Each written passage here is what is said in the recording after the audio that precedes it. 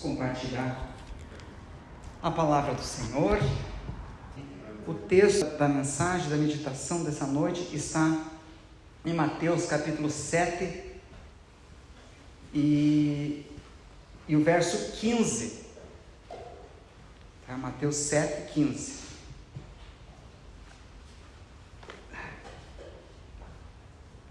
Mateus 7, 15. Né? Estamos um pouquinho diferente, né?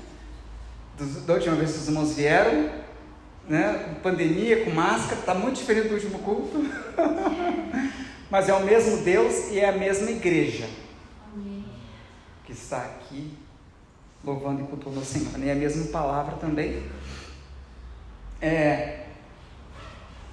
Mateus capítulo 5, 6 e 7, Jesus está fazendo o seu maior discurso. Jesus queria mudar a mentalidade do povo da sua época, da mentalidade da lei para a mentalidade da graça. Jesus queria mudar a linha de pensamento do povo do Antigo Testamento para o Novo Testamento. Moisés sobe no Monte Sinai e entrega os 10 mandamentos. Texto de Mateus 5, Jesus sobe no monte também e começa a falar em paralelismo com Moisés, para que o povo se ligasse. O Moisés subiu, agora esse Jesus sobe também. E Jesus começa a fazer o discurso da graça, os 10 mandamentos segundo Jesus, em que ele vai trazer a graça e o Novo Testamento. No final, quando ele está acabando esse seu discurso dos 10 mandamentos segundo a graça, que é esse texto, ele vem falando sobre coisas ocultas, coisas escondidas, coisas que não se pode ver, e como elas são perigosas. Satanás é o senhor das trevas, ele podia ser senhor de outra coisa. Trevas é aquilo que está oculto, porque nada é mais perigoso que coisas ocultas. As coisas ocultas iriam inviabilizar tudo o que eles tinham ouvido ali. Tanto é que termina esse discurso de Jesus com coisas ocultas. Mas vamos analisar onde que estão essas coisas ocultas no texto. Coisas ocultas no texto, esse irmão está inventando. Será que esse irmão é herético? Olha só. Coisas ocultas, foquem nisso. As coisas ocultas que não podem ficar ocultas, e por isso Deus tem um método que derruba as coisas ocultas. É esse o teor da nossa mensagem. Acautelai-vos, porém, dos falsos profetas. Isso é uma coisa oculta. Você não sabe que um falso profeta é um falso profeta. Aliás, é pior. Ele usa a profecia para te enganar. É pior. É o que Satanás faz. Satanás mente através de uma verdade que ele distorce. É bem esse tipo de falso profeta. Olha só. Acautelai-vos, tenham muito cuidado com os falsos profetas que vêm a vós, vestidos como ovelhas. Está vendo que é uma coisa que se oculta? Se oculta com uma capa de alguma coisa. Se oculta muito bem oculto. Não só se oculta, ele engana. Acautelados os falsos profetas, já aqui já está falando, falsos profetas é alguém que se oculta, que vem até vós vestidos como ovelhas. Além da profecia que eles estão falando, que engana e oculta a sua verdadeira intenção, a sua verdadeira falsidade, eles se travestem de ovelhas, mas interiormente, como é que você vai ver aqui dentro? São lobos, devoradores. O texto continua, pesque bem, coisas ocultas. Próximo verso, o 7,16. Pelos seus frutos conhecereis. Mais cedo ou mais tarde, alguma coisa vai fazer com que os frutos dessa gente explodam. O que será? Já vamos ver. Por seus frutos conhecereis. Porventura colhem-se uvas dos espinheiros ou figo dos abrolhos? Próximo verso. Assim toda árvore boa produz bons frutos, e toda árvore má produz frutos maus. Próximo verso. Não pode uma árvore boa dar maus frutos, nem a árvore má dar bons frutos. Toda árvore que não dá bom fruto, corta-se e lança no fogo. Próximo. Portanto, pelos frutos conhecereis. Próximo. Novamente coisas ocultas. Nem todo que me diz Senhor, Senhor. Pense, a pessoa que está dizendo Senhor, Senhor, você vai dizer, aquele é um crente. Aquele é, mas está encoberto. Porque Jesus falou, nem todo. Tem uma parte de pessoas que diz Senhor, Senhor, mas não entrará no reino dos céus. Está vendo ali? Nem todo que me diz Senhor, Senhor entrará no reino dos céus, mas aquele que faz a vontade do meu Pai que está nos céus. Está falando novamente de coisas ocultas, de pessoas que usam uma capa de religiosidade, mas está mentindo. Próximo. 22. Muitos me dirão naquele dia, Senhor, Senhor, não profetizamos nós em teu nome? Olha só, que capa terrível. Os caras estão profetizando. Em teu nome não expulsamos demônios, em teu nome não fizemos muitas maravilhas. Você desconfiaria de uma pessoa que expulsa demônios, que faz maravilhas? Mas só que esse expulsar, esse obrar no reino de Deus é pseudo, é falso. Está vendo aqui no texto? Coisas ocultas. Então eu lhes direi abertamente, já que vocês se ocultam, eu não sou Deus de ocultar, abertamente. Nunca vos conheci, apartai-vos de mim, vós que praticais a iniquidade. Próximo texto. E agora vem mais uma coisa oculta. Todo aquele que escuta as minhas palavras e as pratica, eu vou assemelhar ao homem prudente que edificou sua casa sobre a rocha. Vamos parar aqui um pouquinho? Rocha. A rocha era uma pedra não cortada por mão de homens. Essa rocha chamava-se Petrã ou Petra no grego, que era uma rocha natural, e quando os homens achavam aquela rocha natural, que servia de fundação, era algo bem forte, eles começavam a pegar pedras lavradas, pedras menores, e começavam a fazer, a partir daquela rocha natural, uma montanha de pedras, de paredes, e daí eles construíam as casas naquela época. Só que essa rocha, essa pedra, ela era oculta, ninguém a via. Claro, eu sei que tem uma fundação aqui, porque esse templo aqui não caiu, porque se não tivesse já teria caído. Não precisa ser engenheiro. Nosso irmão Marcelo Filho ali pode concordar comigo. Isso aqui está de pé porque tem fundação. Mas você não vê a fundação. Então novamente aqui, não estou forçando a vara, é a terceira vez ou quarta que o texto em poucas linhas está falando de coisas ocultas. Atenção, porque as coisas ocultas é que são problema. Todo aquele que escuta as minhas palavras e as pratica, semelhante ao homem prudente que edificou sua casa sobre a rocha. Tá, daí o que aconteceu? Próximo 25. Desceu a chuva, correram os ventos, assopraram os ventos. Olha, isso aqui é muito importante. Desceu a chuva, correram os rios, as intempéries, assopraram os ventos, combateram contra aquela casa e não caiu, porque ela estava edificada sobre a rocha. Novamente ele até pisa isso. E a rocha, sabemos que é Jesus. Por N textos. Próximo verso. Aquele que ouve as minhas palavras e não as cumpre, eu compará-lo-ei ao homem insensato que edificou sua casa sobre a areia. Mas não tem como saber se ele colocou. As duas casas são iguais. Não dá para saber, porque nós não vemos a fundação de nada daquilo que está dentro. Aquele que ouve as minhas palavras e não as cumpre, compará-lo-ei ao homem insensato que edificou sua casa sobre a areia. Próximo verso. Desceu a chuva, a mesma chuva, correram os rios, assopraram os ventos, combateram aquela casa e caiu, e foi grande a sua queda. Até aqui, que interessante. Nosso Deus usa como um método primal, fundamental, é o que ele usa como ferramenta para descortinar tudo aquilo que está oculto. Ocultismo é o reino de Satanás, trevas é o reino de Satanás.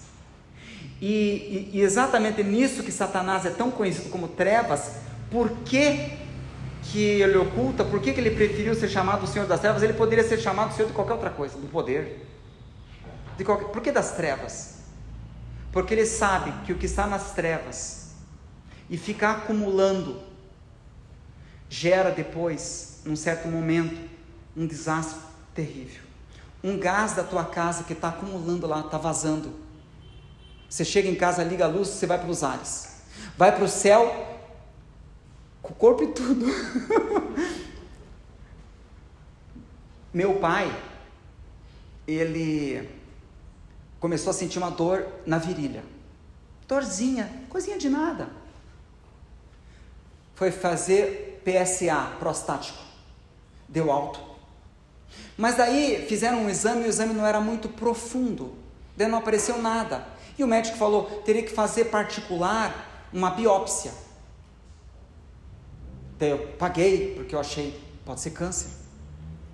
E daí, era quase que uma célulazinha de câncer, que estava lá na próstata do meu pai, que a biópsia revelou. Pequenininho. Ele fez a radioterapia, quase não sentiu nenhuma dor, e foi tirar com a mão, nunca mais, e ele tem sempre exames regulares, que tem que fazer, e tudo ficou jóia. Mas se aquela coisinha fosse deixando, aquilo que estava oculto fosse deixando, os irmãos sabem. E nos relacionamentos? Você tem um relacionamento com esposa ou esposo, namorado ou namorada, pai ou mãe, mas aquele relacionamento, ou patrão, mas aquele relacionamento, tem algo que a pessoa faz, está te inquisiando,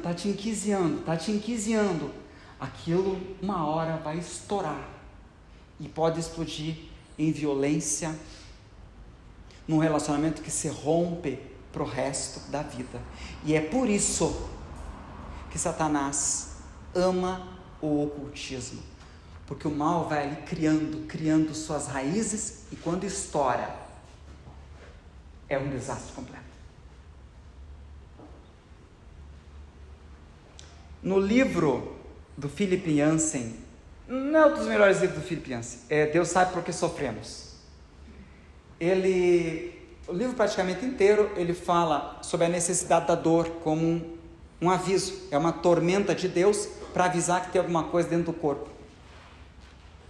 O livro inteiro, ele fala de uns americanos que deram milhões de dólares, hoje seria milhões de dólares, porque as pessoas com mal de hanseníase, eles perdem a sensibilidade, e isso é péssimo, porque daí eles não têm dor, e quando tem algum mal, o corpo não detecta, o corpo não mostra, daí a pessoa não vai no médico, e daí, quando descobre, já era, porque coisas ocultas são desastrosas, e Deus, para evitar um colapso, morte, destruição completa, Ele tem a tormenta para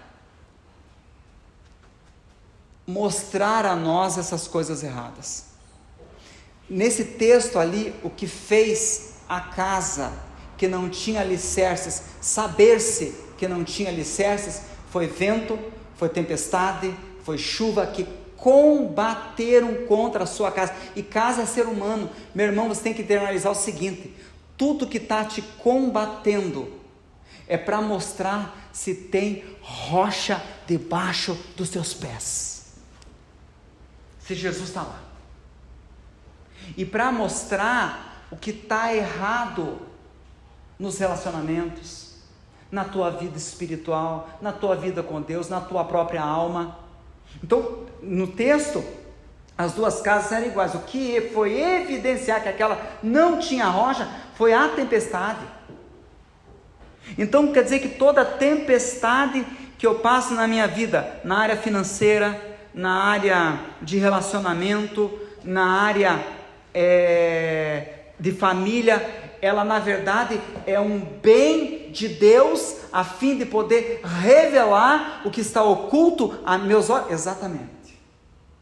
Então, na verdade, as nossas tribulações, elas são necessárias. Então, eu tenho que enxergar, quando eu tenho um problema financeiro, eu tenho que parar e botar os meus joelhos no Senhor. O que na minha área financeira eu não estou te glorificando porque eu estou com um problema financeiro? Senhor,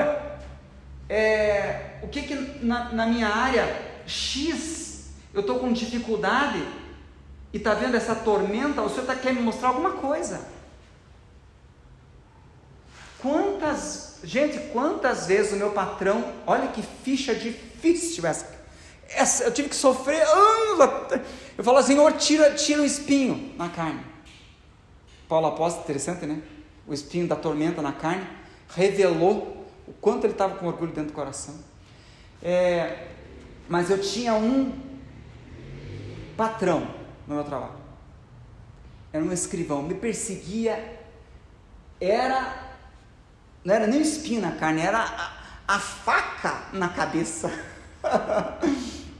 Depois, era só para revelar que ele era a personificação do meu pai, que eu não tinha perdoado, porque ele agia, brigava, perseguia, igualzinho o meu pai. A tormenta veio revelar o meu coração, que ainda estava magoado com o meu pai. Gente, não tem uma tempestade na tua vida que Deus não queira mostrar alguma coisa para você. Entenda o caráter do que está sofrendo. Não é sofrimento, é tirar o véu, é revelação. Então chame as suas tribulações de Deus quer revelar alguma coisa para a minha vida. A Bíblia diz que Deus não fere os homens de bom grado. Ele quer te abençoar com tudo, com todas as vezes. Foi o Charles Swindoll que falou, C.S. Lewis, que Deus fala através das bênçãos, mas Ele grita através do nosso sofrimento. É o megafone de Deus. Deus quer falar alguma coisa. Você está passando por tribulação? Não precisa nem levantar a mão, que eu acho que vocês levantariam as mãos e os pés, e até ficariam de pé. Cada tempestade é Deus revelando alguma coisa. Você nunca encarou assim, não é? Porque, gente, quando você está, é isso que nós temos falado já, na rocha que é Cristo, em áreas da nossa vida, você não sente medo naquela área. Tem áreas da minha vida que eu descanso, vem alguma dor, por exemplo, daí eu falo assim, na área de saúde, está tudo bem, eu vou no médico lá, pego no Google médico, vejo lá, ou acho que nem vou no médico, vou fazer oração lá, o irmão vai orar, eu vou ficar, e tiro de letra, porque de alguma forma eu coloquei a minha área de saúde em Deus, que é a rocha, e eu descanso nessa área. Mas tem outras áreas que Deus vem com um temporal, porque nessas eu não rendi Ele ainda. Na presença do Senhor não tem problema. E gente, nesse texto que nós vimos aqui, você pode ver que Jesus, Ele não critica a tormenta. Ele não disse, cuidado com a tormenta, é muito mais cuidado com a falta de base. Ele nem disse, orem para mim que eu vou livrar da tormenta. Eu não vou livrar da tormenta, a tormenta vai vir, você tem que ter base.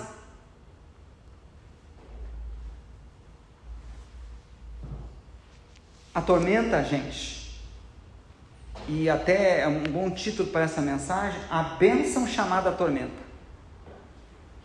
Como nós precisamos que os véus caiam. Na Bíblia, olhe só as benesses da tormenta.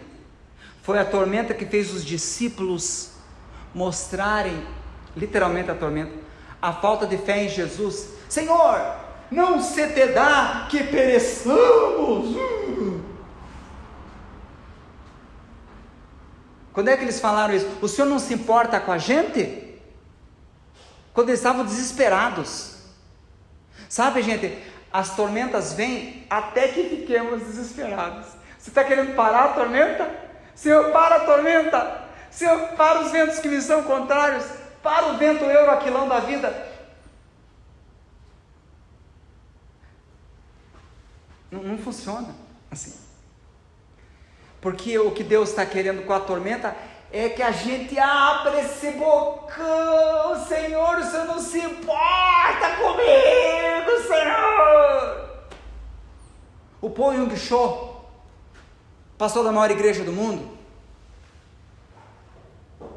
ele evangelizava de a pé, e não aguentava mais dor nas pernas, ele andava 30, 40, 50 quilômetros evangelizando o dia inteiro. E ninguém aceitava Jesus como Salvador. Pior era isso. Ele estava indignado com Deus. Ó, a tormenta de Jeová. Gente, Jeová é PhD, pós-doutorado, professor de doutores em tormenta. É uma maravilha. E o Ponho Guichô estava sofrendo, ninguém aceitava Jesus, e daí ele começou a orar a Deus e pedir. Ele orava 8, 9 horas por dia, muita oração. E ele pedia para Deus 3 coisas, que era uma cadeira, uma escrivaninha e uma bicicleta. Escrivaninha para preparar a mensagem, uma cadeira para poder sentar, e uma só. E começava, e ele falava, e ele mendigava ao Senhor aquela, e nada de nada, e nada de nada, e as pessoas negando dinheiro, e ninguém contribuindo, e a coisa só piora, e ninguém aceitando Jesus como Salvador.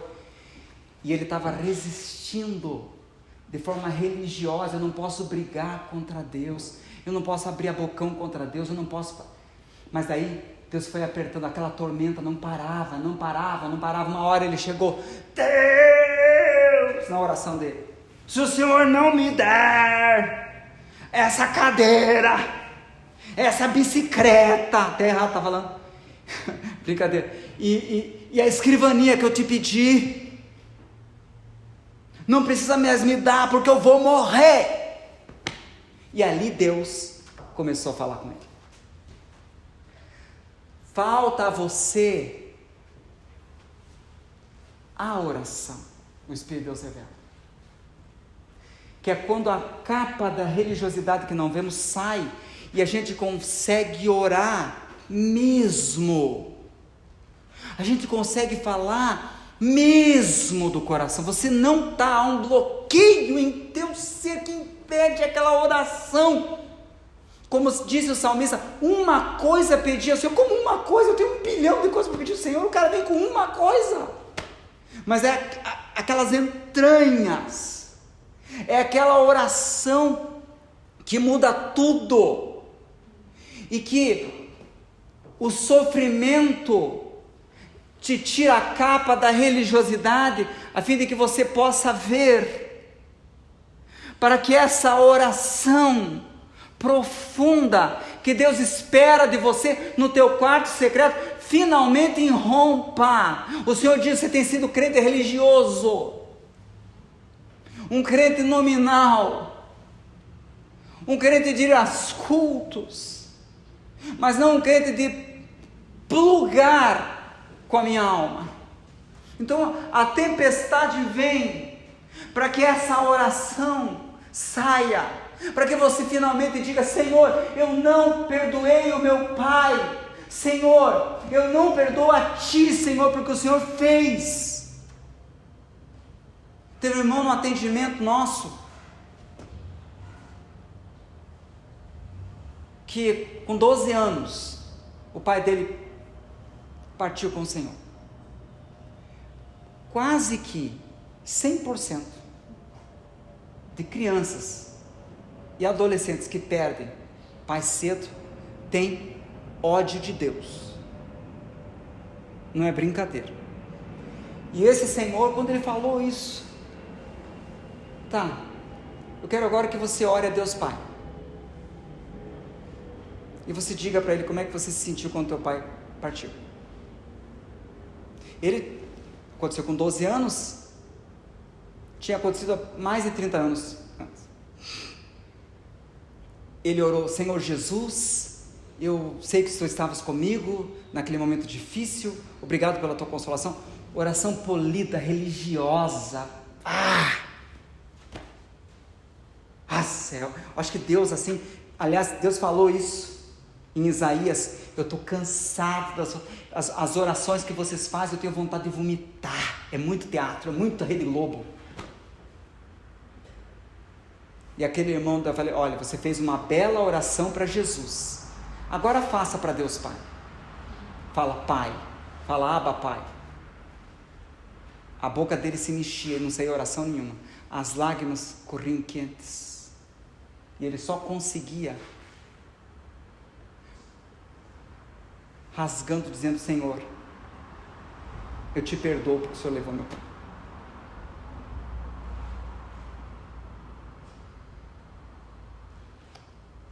O Senhor está esperando de você isso.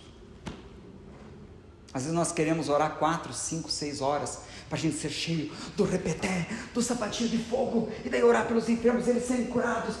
E essa oração é tudo o que você precisa ter na tua vida, para ministério e para tudo mais. Esse é o jejum que escolhi. Interessante que o jejum de Isaías 53 não é de alimento, é de relacionamento. Acho que Deus tem uns valores que é diferente da gente, que estão na palavra. Por que sofremos? Por que vem tormenta? Para que a gente, para que mostre como é que nós estamos por dentro em relação ao nosso Deus.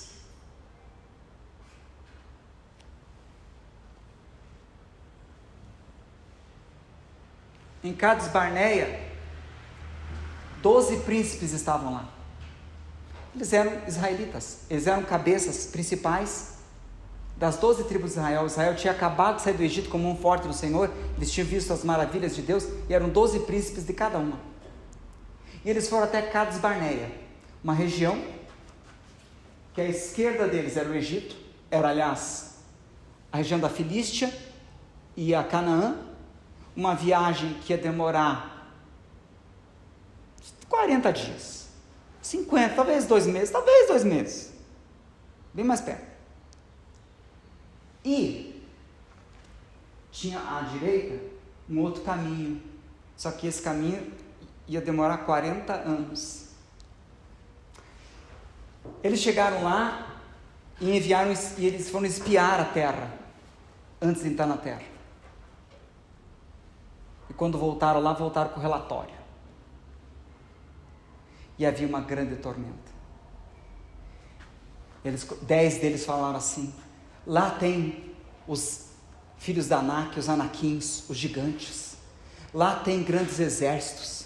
E nós somos como os gafanhotos, nós não estamos com nada. Nós vamos morrer. E eles começaram a chorar, a se desesperar, e queriam pegar pedras para matar Moisés e fazer um capetão, e ir novamente para o Egito. 2 deles, 2 casas, estavam sob a rocha, Josué e Caleb. Com eles está o braço da carne, mas conosco está o nosso Deus, para guerrear a nossa guerra. É brincadeira, esse Josué e Caleb é brincadeira. Mas aqueles 10, quando que foi? Eram iguais, eram 12 príncipes. Quando que foi revelado? Na tormenta, a falta de fé, a falta de confiança. Roboão e o rei Ezequias, reis de Israel, ambos sofrendo um ataque de um exército absurdamente numeroso. Roboão, o neto de Davi, não ora, não jejua, não busca. 2 reis aparentemente iguais, se você não conhecesse. Ele vai e pega todo o ouro da casa de Deus, que era usado pelos sacerdotes aos sacrifícios do Senhor, e pega toneladas de ouro, e ele dá para aquele rei que o estava invadindo, que leva aquele ouro e vai embora, mostrando que seu coração estava arrimado, não nos pés, não estava sobre a rocha, mas em dinheiro. Logo depois aquele exército ia ali voltar de novo para levar o resto. O rei Ezequias, quando recebe o exército de Senaqueribe, 720.000 homens, isso é maior que muitas cidades hoje em dia, de guerra de Senaqueribe, um absurdo, imagine 700 mil, quase a população de uma grande cidade. Mas ele foi para os joelhos, pegou Isaías, entrou no templo e começou a orar ao Senhor na tempestade. Você está na tempestade, para onde você está indo? Não se desespera, correm para o médico sem oração. é automático. Dá algum problema, eu vou para uma solução humana, sem nenhuma oração. Estou com um problema financeiro, estou com um problema no trabalho, vou tentar falar com fulano, ciclano, beltrano, outro ano, um pool de pessoas, e todos ficam atabalhoados, porque eu não orei antes, eu não coloquei os meus joelhos. Eu tenho que falar com pessoas, eu tenho que me relacionar, mas os joelhos é a nossa primeira linha de defesa.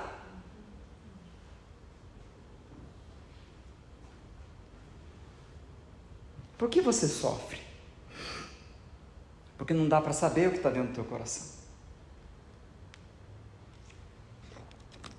Satanás chega assim: Jó, Deus, Jó não te serve, porque lá no fundo do coração dele, ele te ama, ele sofre, porque ele estava tentando a Deus, Satanás estava tentando Deus Pai, ok?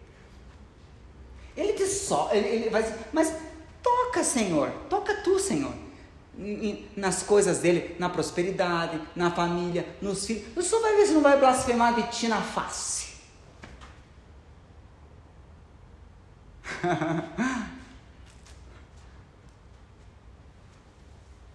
Deixa eu ser um pouquinho pentecostal agora, ok? É raiz, tá?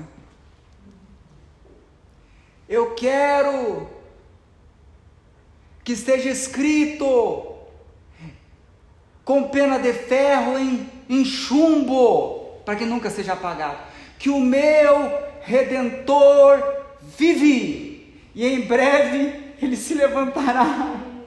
Ele disse isso, coberto de lepra, com os filhos todos mortos, com toda a sua riqueza destruída pelo diabo,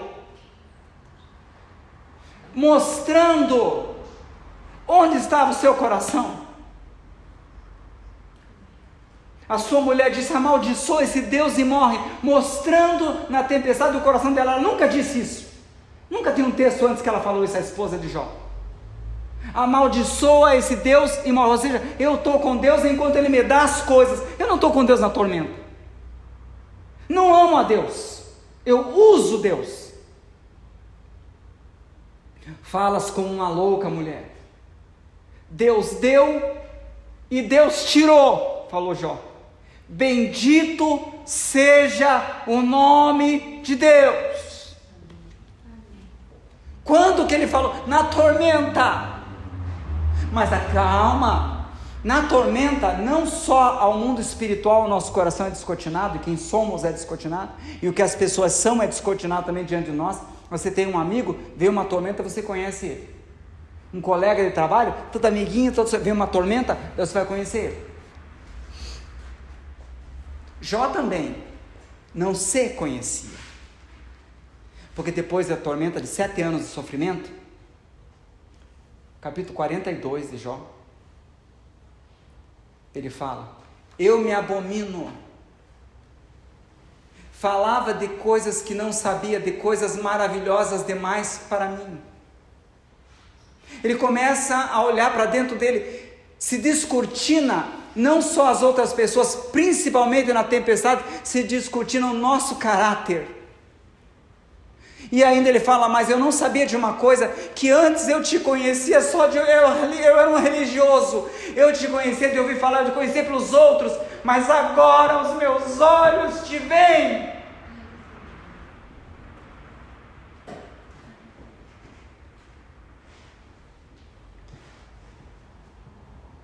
Primeira Pedro 1,7.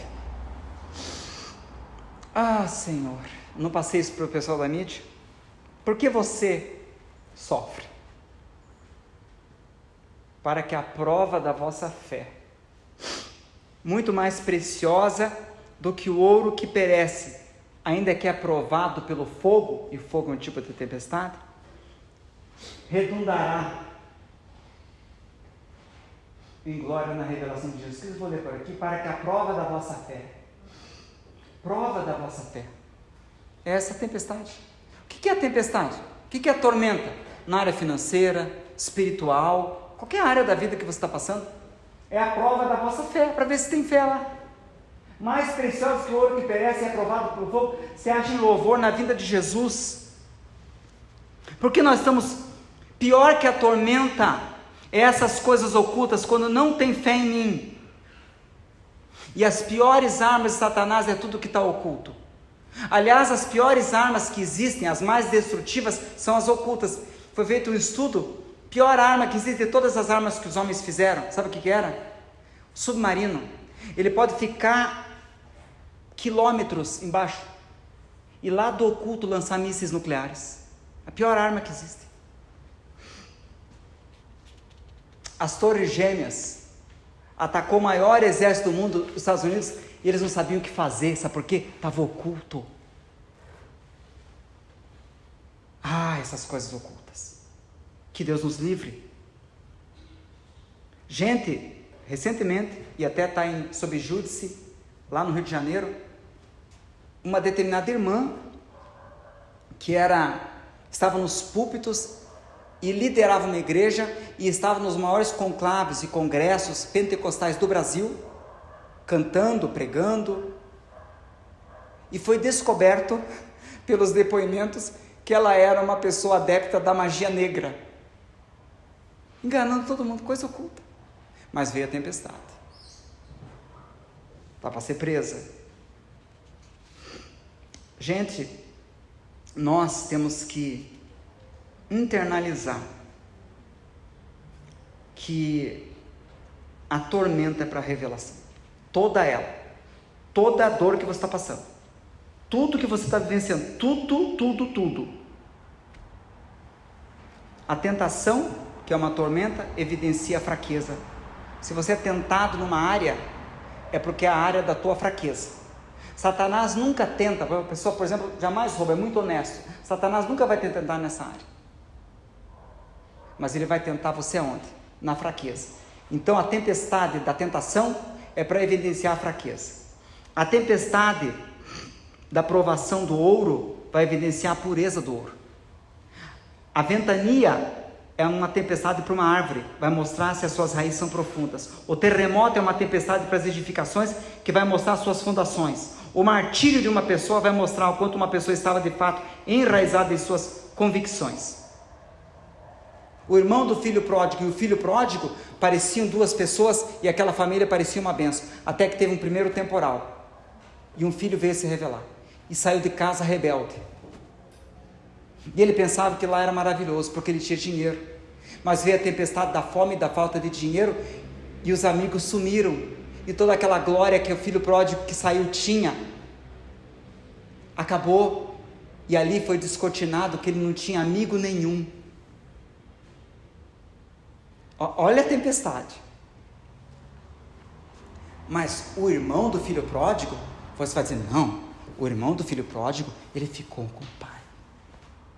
O irmão do filho, aquele que saiu de casa, aquele cara é um deserdado, aquele cara, olha, o irmão do filho pródigo, esse sim ficou com o pai, olha como ele trabalha para o pai. Mas veio uma tempestade, o irmão retorna, fez tudo aquela coisa errada, trocando os pés pelas mãos, e o pai recebe com festa o irmão desordeiro.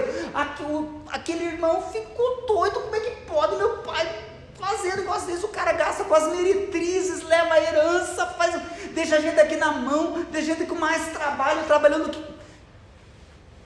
E daí a tempestade de Deus vai no ponto, porque Deus é assim, ele tem uma tempestade que é cirúrgica, é um bisturi de Deus, que abre no ponto certinho que está a doença, sempre assim.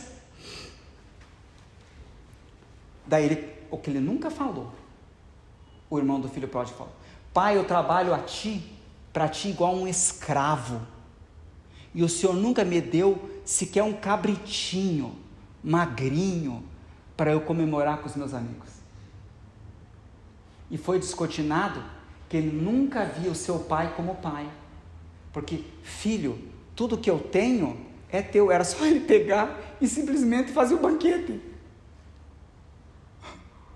Meu filho não precisa pedir autorização para mim para ligar a televisão. Esse filho, irmão do filho, precisava. Enquanto que o filho pródigo, na tormenta, olha o que ele fala, eu vou voltar para ter com o meu pai, e eu direi ao meu pai, pai, pequei contra ti, faz-me como um dos teus serviçais, de tão filho que eu sou. Quando é que esses corações foram descortinados? Na tormenta.